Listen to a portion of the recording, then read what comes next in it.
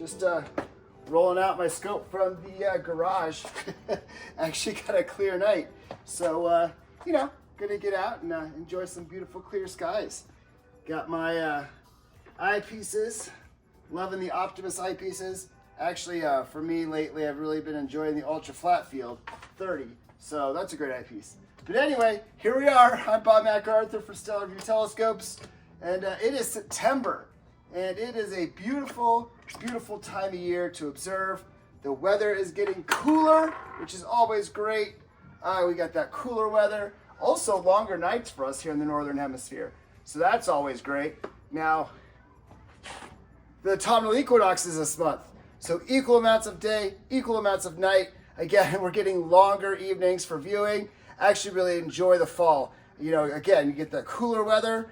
You get some of the summer constellations still doing their thing. Now we're tapping into the fall constellations. And if you stay up late enough, we're getting those winter constellations. So again, if you didn't get your summer favorites, like the Lagoon and the Trifid, and you know, even the Veil is nice and high. The North American Nebula is nice and high. But now we're getting Andromeda, and we're getting M15 and Pegasus and the double star cluster over there in Perseus. So here we go. I'm gonna let my scope sit out for a little bit, cool down.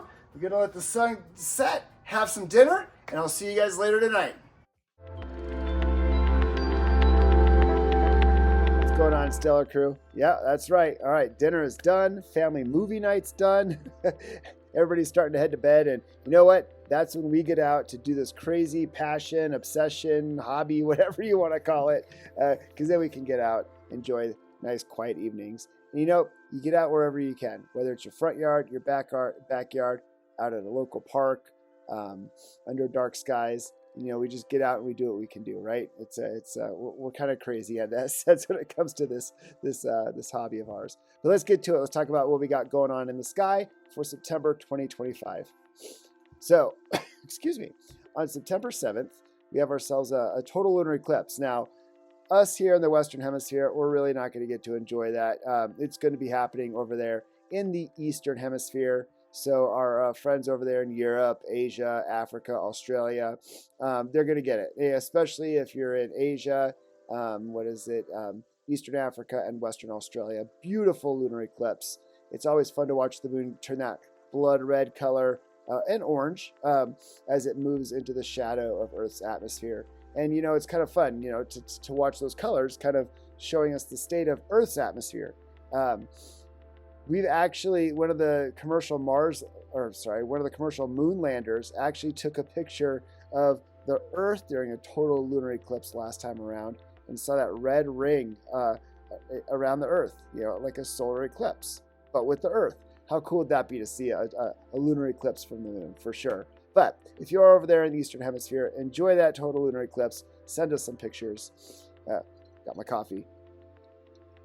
It's how we stay up, right? All right, got the coffee. I'm out. It's a good night. I'm excited. I'll tell you what, the monsoon season's been interesting. All right. I'm getting distracted. So we got September 8th. We got Neptune and Saturn and the waning gibbous moon rising together over in the east. That'll be a cool little sight. Yeah, have a Neptune. Neptune you need a telescope for, but Saturn, boom, it's right there. Some of us have already been enjoying Saturn.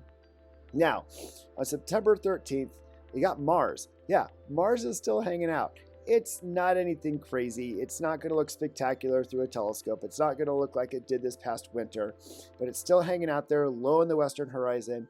And on September 13th, it's going to be there with spike up, right there low on the western horizon. So check that out. That'll be pretty cool. On September 16th in the morning, the waning crescent moon, Jupiter, Castor, and Pollux are all grouping together over in the constellation of Gemini. So check that out. On September 19th, before sunrise, this is going to be cool. A very tight group of Venus, the thin little crescent, a waning crescent moon, Venus, and Regulus, the brightest star in Leo. Got a car driving by. There we go. They are going to be tight. This is going to be a sight. Telescope for sure. Wide field cameras. Check this out. That's going to be a cool picture for sure. On September 21st, there it is. Saturn's in opposition. woohoo! We finally got planets. It has been a drought for sure. So now we got Saturn, and Saturn's at opposition. That means it rises at sunset. It's going to be at the meridian at midnight, and then set at sunrise. It's going to be up all night. That means we're going to have lots of months of Saturn. Saturn is such a great public outreach object to get. There's usually two things that get people stoked on astronomy for their first look through a telescope: the moon and Saturn. So very excited about that. Now, also September 21st, there's a partial solar eclipse. Unfortunately, we're not going to get that one either. And there's a pretty good deep eclipse actually. But those are for our folks and friends down there in New Zealand, parts of the South Pacific, and Antarctica. So some penguins down there get to enjoy that.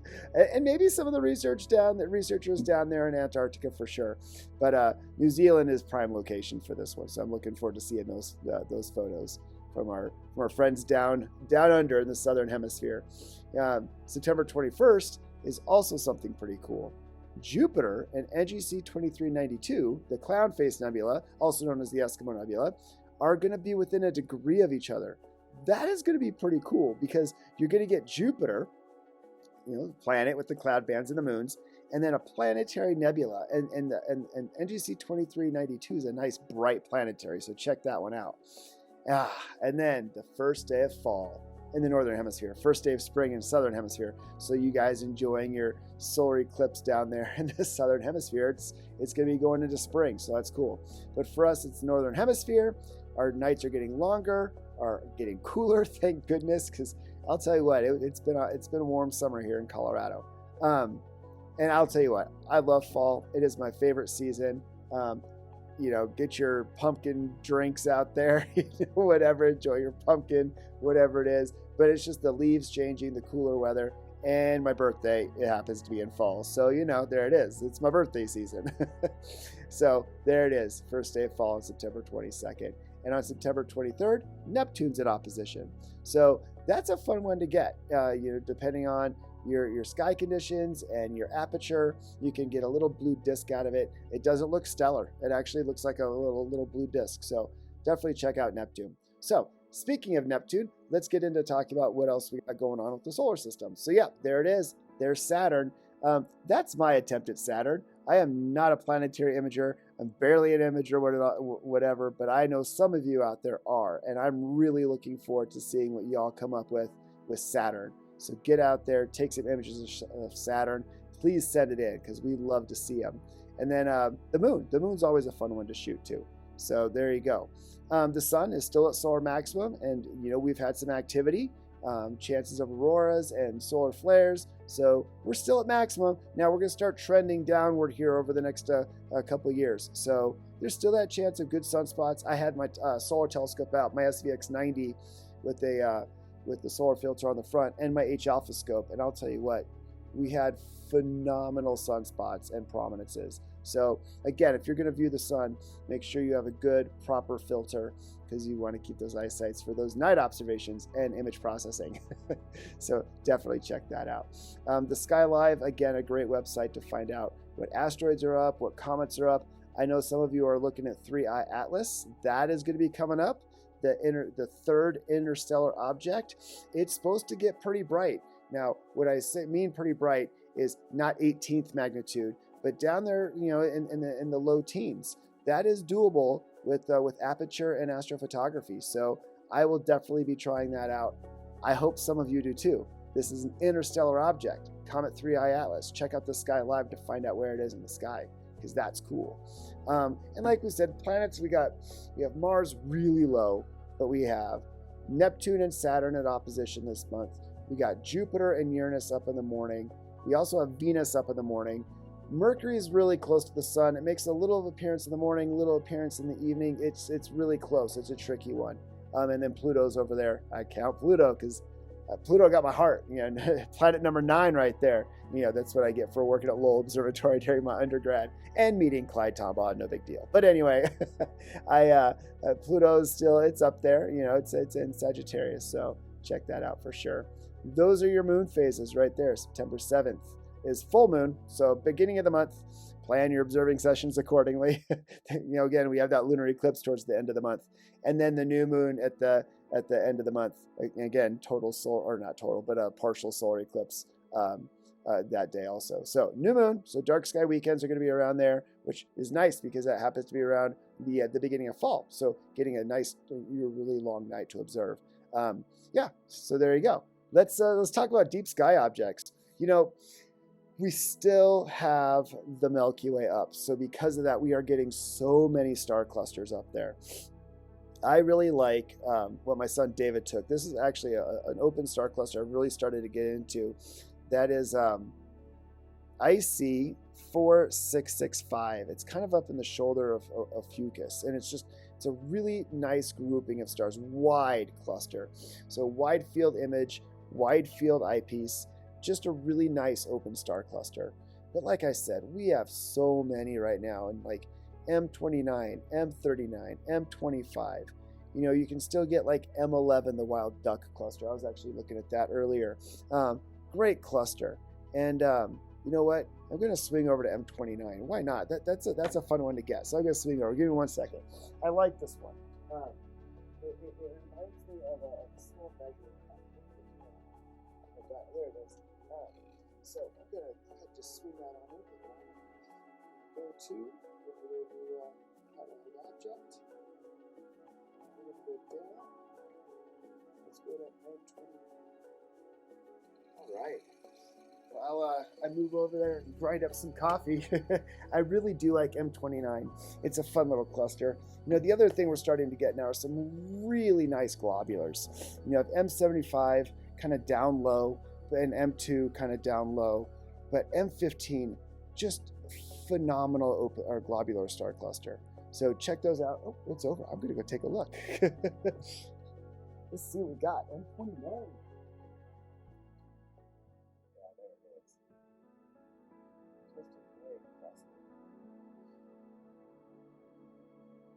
What's really fun about it is it's kind of up there in the Milky Way, so you just get all these really beautiful background stars.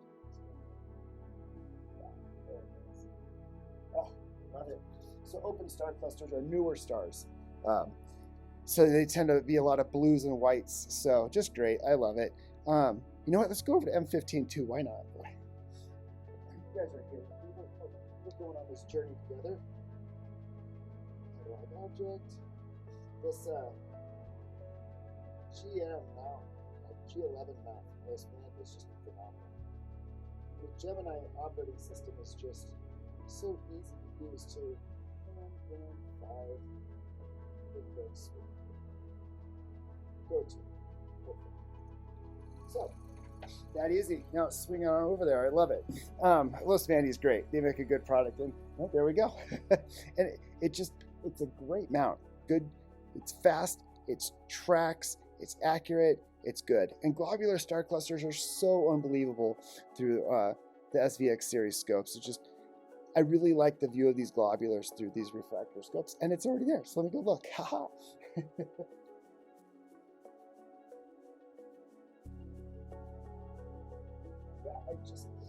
M15 is just such a great factor.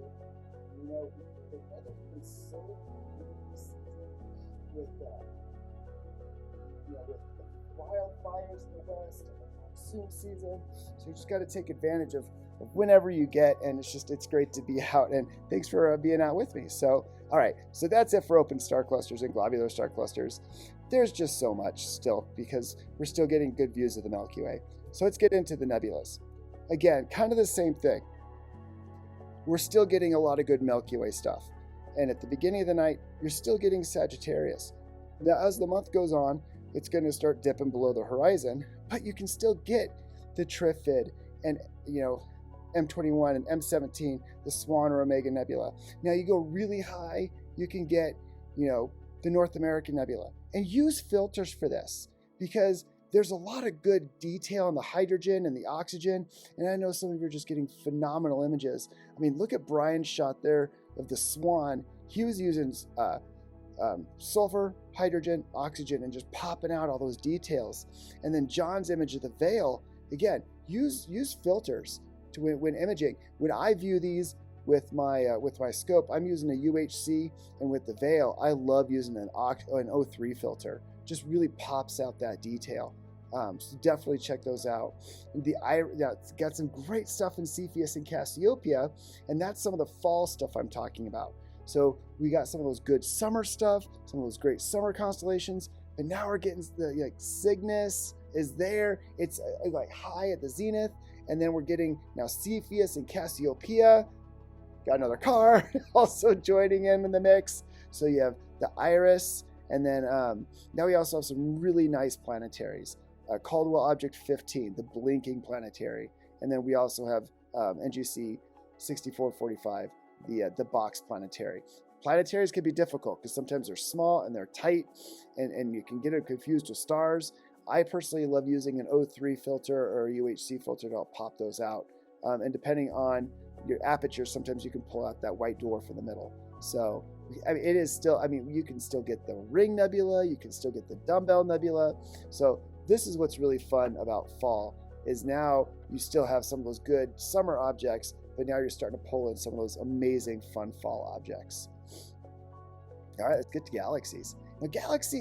Now, fall's always a weird season for galaxies. You can still get like the Fireworks Galaxy in Cygnus. We've been talking about that one. You can get C5 or IC342 over in the Camel. That's one constellation I always have a hard time saying. But it is the beginning of M31 season. This is a favorite object for a lot of amateur astronomers. Whether you're new at astrophotography or you're a seasoned astrophotographer, it's always a really fun object to get and shoot. Pull out more of that, the hydrogen areas, the dust and the gas. Plus, you can get the 2 satellite galaxies there. You can also, M110 and M32, I think it is. And then you could drop a little bit further south and get M33 is starting to pop up too. Now, depending on aperture, one challenge that some people go for with the Andromeda is getting some of its globular clusters. I've been able to do this with my 16-inch Dob, is get some of the globulars in the Andromeda galaxy. So that's pretty cool. And if you're far enough away out of light pollution, you can actually see the Andromeda galaxy with your naked eye. It's the furthest and most distant object we can see with our naked eye. It's 2.5 million light years away. And it pops when you're under dark skies. So there we go. We also have another favorite, Stephan's Quintet. And a lot of you are doing really good with that one. And we also just recently had a supernova, not in the quintet, but in a galaxy nearby there, NGC 7331, Caldwell Object 30. That's a cool one to get to. I don't think that supernova is visible anymore. I know it was a July object. That would be really cool to see that one. I'm just pulling up here something real quick. I did not see it. I know a lot of people did image it, which made me a lot of jealous that people imaged it. And a lot of people were very, very fortunate being able to get that object. I got to see a supernova one time in a galaxy. I think, I'm trying to remember, it was M101 that did it. And that is always pretty cool because you're watching a whole nother star exploding in a whole other galaxy, which is pretty sweet. So Caldwell Object, yeah, that's up there.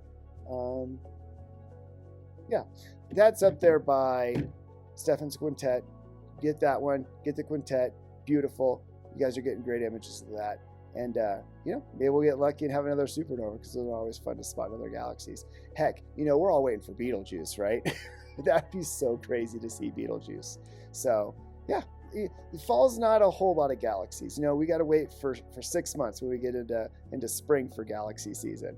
But you know how I like to round it out. I love to round it out with some binaries. So what do we got for binaries? Always trying to find some good ones. But I started out with the kind of just one that I enjoy, and that's Zeta Aquarius. This is a really nice binary. It's tight. I can resolve it just fine with my 6. I've been able to resolve it with my SVX 102, my SVX 90. It is a good binary, and it gets higher in the sky. The stars are about the same brightness. They have a nice white color to them, so they just boom right there. So check that one out for sure. And then I always try and find some fun ones. 95 Hercules. This is a yellowish white pair. Great separation. So just a good run-of-the-mill, good separation. Nice little binary star to get. And then we'll swing on down to 57 Aquila. This is a very nice wide double. Yeah, good wide double, about the same brightness, and they're bluish white. So check that one out. And then this one's a little bit challenging, Sigma Cassiopeia. It's a brighter primary, fainter secondary, about 2 magnitudes. So that secondary can kind of get washed out by the primary. They're bluish in color, but what's fun about this is if you just pop up a little bit from it, you can get NGC 7789, Caroline's the Rose Cluster. Really nice, subtle open star cluster. So check out the Sigma Cassiopeia, and then boop, right there, check out NGC 7789. So that was a fun little treat. But because of that brightness difference between the primary and secondary, Sigma Cassiopeia can be a challenging binary for sure. So yeah, these are all good binaries, and it's been fun looking for new ones. And then of course, like with the Zeta Aquaria, visiting old ones. So there you go. So here we are. It is fall time. You know, I got my scope out there. I'm gonna go out and enjoy some clear skies. Enjoy the nice cooler weather, and you know what's great too about cooler weather is less bugs.